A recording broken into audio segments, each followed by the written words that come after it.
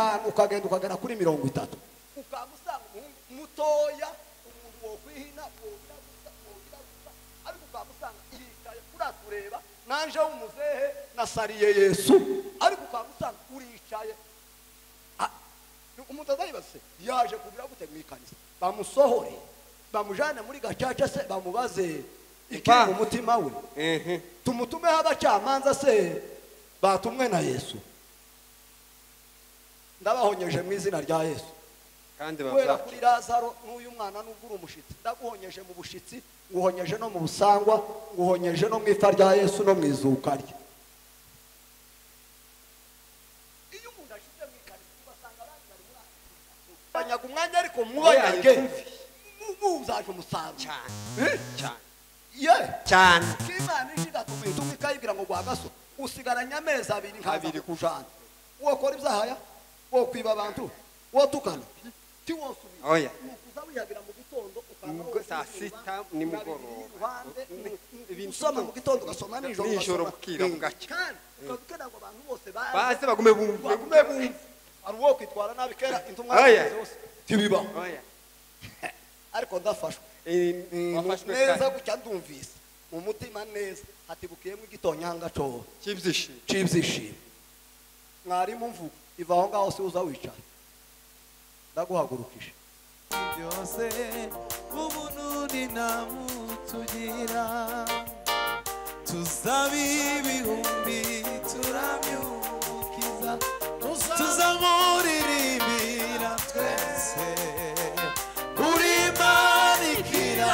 nukaburi byose n'ubundi ni namutugira uri mana uri manikira nukaburi byose ubundi ni namutugira ayiwe uri mana uri manikira nukaburi byose ubundi ni namutugira ayiwe uri mana uri manikira nukaburi byose ubundi ni namutugira ayi tuzabibihumbi turamyumukiza tuzamuririmbira twese uri mana uri manikira nukaburi byose ubundi ni namutugira ayiwe uri mana uri manikira nukaburi byose ubundi ni namutugira ayiwe uri mana uri manikira nukaburi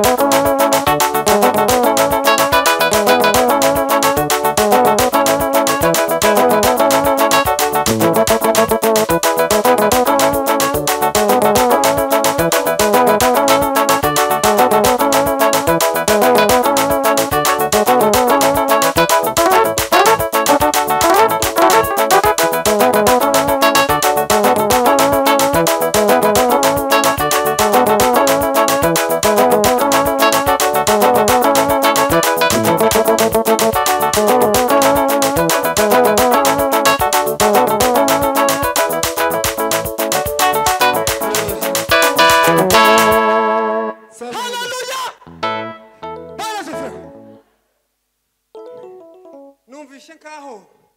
bitaragenda nkaneza aho twatambutse sha